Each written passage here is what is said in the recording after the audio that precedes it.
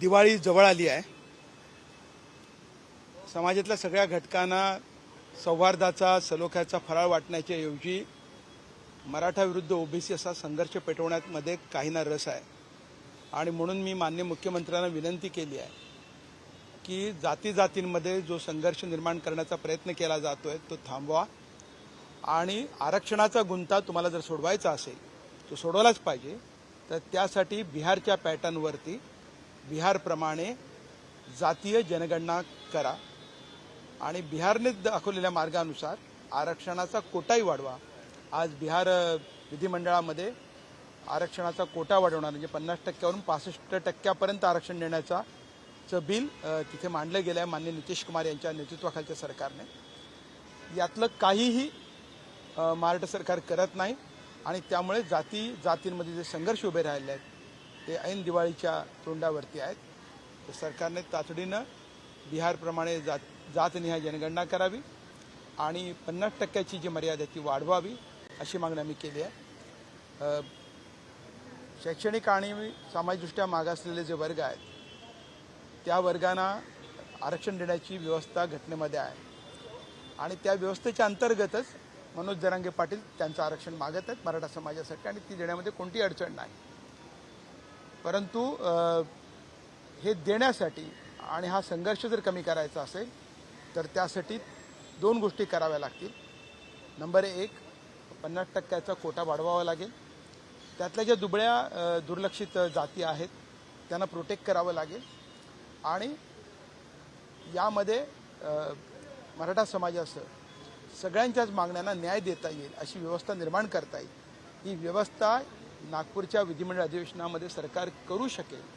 24 डिसेंबर भरपूर वेळ आहे आणि सरकारला हे करणं शक्य आहे, फक्त सरकारची इच्छाशक्ती असली पाहिजे।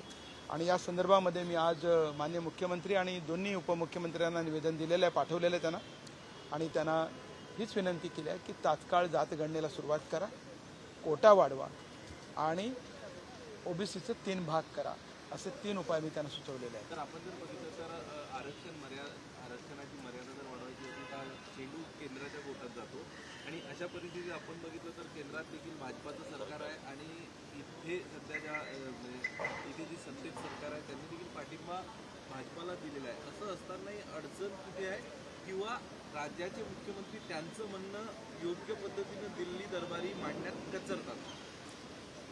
प्रश्न असा आहे की ज्या वेळेला जातगणनेचा निर्णय बिहारने घेतला त्याविरोधात केंद्र सरकारने अनेक आडकाठ्या घातल्या। ते हायकोर्टात गेले, मग सुप्रीम कोर्टात गेले, सुप्रीम कोर्टात जातगणनेच्या विरोधात केंद्राने भूमिका घेतली, शेवटच्या टप्प्यात त्यांनी आपली भूमिका मागे घेतली। परंतु प्रत्येक ठिकाणी अडथळे निर्माण केले। जर बिहारला हे शक्य आहे तर महाराष्ट्राला का शक्य असू नये?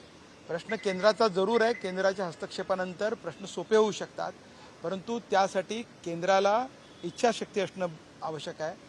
सगळ्या समाज घटकांना न्याय देण्याची भूमिका केंद्र सरकारने जर घेतली तर ओबीसींचा प्रश्न, मराठा आरक्षणाचा प्रश्न, धनगर आरक्षणाचा प्रश्न हा सुटू शकेल आणि ते सोडण्याची सगळी व्यवस्था भारतीय घटनेत डॉक्टर बाबासाहेब आंबेडकरांनी केली आहे।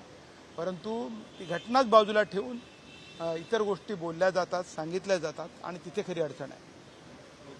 सर, आरक्षणाचा प्रश्न एका बाजूला सुटत नाही, दुसऱ्या बाजूला आमदारांवर झालेले हल्ले असतील किंवा मग कालसुद्धा आपण बघितलं तर छगन भुजबळ यांच्यावरती एक डाव रचला गेला होता शाही फेक करण्याचा। तर ह्या संदर्भात जेव्हा आमदारांना टार्गेट केलं जातं त्याच्याकडे तुम्ही काय बघता? समाजामध्ये इतका मोठा अनरेस्ट आहे, असंतोष आहे। असंतोष कोणत्या ना कोणत्या माध्यमातून व्यक्त होत असतो। जेव्हा वर्षानुवर्षे प्रश्न सुटत नाहीत तेव्हा त्याच्यातून काही चुकीच्या गोष्टी घडतात। चुकीच्या गोष्टीचं मी समर्थन कधी करणार नाही, परंतु या गोष्टी का घडल्या जातात, का घडत आहेत याचा विचार सत्ताधारी पक्षांनी केला पाहिजे, सत्ताधारी वर्गांनी केला पाहिजे आणि त्या सत्ता भोगणाऱ्या सगळ्या प्रतिनिधींनी पण केला पाहिजे, माझ्या सकट सगळ्यांनी। त्यामुळे तुम्ही जर सतत अन्याय करत असाल वर्गावरती तर मग त्या वर्गातला जो सगळ्यात वैफल्यग्रस्त तरुण आहे, असंतुष्ट तरुण आहे, त्याच्या प्रतिक्रिया तीव्र असणार आहेत। त्या प्रतिक्रिया तीव्र व्हायच्या नसतील तर तुम्ही प्रश्न भिजत ठेवलेला आहे तो सोडवला पाहिजे। 2013 पासून मराठा आरक्षणाचा प्रश्न आहे, त्यावेळेला मी सभागृहात मांडलं होतं पण सरकारने काही केलं नाही, सरकारला अपयश आलं आणि आताही जे टोकाचं आंदोलन उभं राहिलं, जरांगे पाटलांनी आपले प्राणपणाला लावले, त्यानंतर सरकारला जाग आली, पण त्या दिशेने सुद्धा सरकारने जर वेळीच पावलं उचलली असती तर कदाचित त्यांना दुसरं उपोषण करावं लागलं नसतं. मराठा आरक्षणाचाही प्रश्न सुटला असता. ओबीसीमधले जे दुबळे घटक आहेत त्यांनाही तुम्हाला प्रोटेक्शन देता आलं असतं. पण यातलं काही न करता जात गणनेच्या बाबत मी तर गेले 3 अधिवेशनं सतत बोलतोय, ते तुम्ही काही करत नाही. माणसं करतील काय? नोकऱ्या नाहीत, जमिनीवरचा जो शेतकरी आहे तो उद्ध्वस्त झालेला आहे, वैफलग्रस्त वाढलेली आहे, तुकडे झालेले आहेत जमिनीचे. अशा वेळेला या सगळ्या समाज समूहांना न्याय देण्यासाठी आणि त्यातल्या तरुणांना दिलासा देण्यासाठी सरकारने पावलं उचलली पाहिजेत. सरकारला ते करण्यापेक्षा जातीमध्ये भांडण लावण्यामध्ये अधिक रस आहे असं दिसत आहे. सरकारने सध्या कुणबी प्रमाणपत्र मिळावं यासाठी जी मोहीम राबवलेली आहे त्याच्यामध्ये अचानक जे आहे ते आकडेवारी वाढल्याचं पाहायला मिळत आहे. त्याच्यामुळे याच्यामध्ये अनेक डुप्लिकेट डॉक्युमेंट जे आहे ते समोर येत आहेत. तर मग आता ह्या संपूर्ण घटना आता कशा रोखायच्या त्या संदर्भात सरकार काय पावलं उचलेल किंवा काय? सरकारने सगळ्याच जाती समूहांना त्यांची सर्टिफिकेट तात्काळ उपलब्ध करणारी व्यवस्था विशेष कक्षक जिल्ह्यात तालुक्यात उपलब्ध केले पाहिजेत. सरकार हे करत नाही. सरकारने केलं तर हा प्रश्न लवकर सुटेल. जो पश्चिम महाराष्ट्र आणि मराठवाडा आहे तिथला सगळा शेतकरी हा कुणबी शेतकरी आहे. कोकणामधला कुणबी हा अगदी वेगळा आहे. आमची मागणी की कोकणातल्या कुणब्यांना आणि महाराष्ट्रातल्या जे इतर दुबळ्या जाती आहेत आणि मुस्लिम ओबीसी हे 3 घटकांसाठी तुम्हाला विशेष संरक्षण द्यावं लागेल. ते तुम्ही दिलं पाहिजे. आणि उर्वरित महाराष्ट्रामधल्या प्रश्नांबाबत महात्मा फुलेंनी कुणब्यांची कैफियत मांडली होती आणि छत्रपती शाहू महाराजांनी ज्यांच्यासाठी आरक्षण दिलं होतं ते आरक्षण पुनर्स्थापित करण्यासाठी सरकारला इतका वेळ का लागावा हा खरा प्रश्न आहे.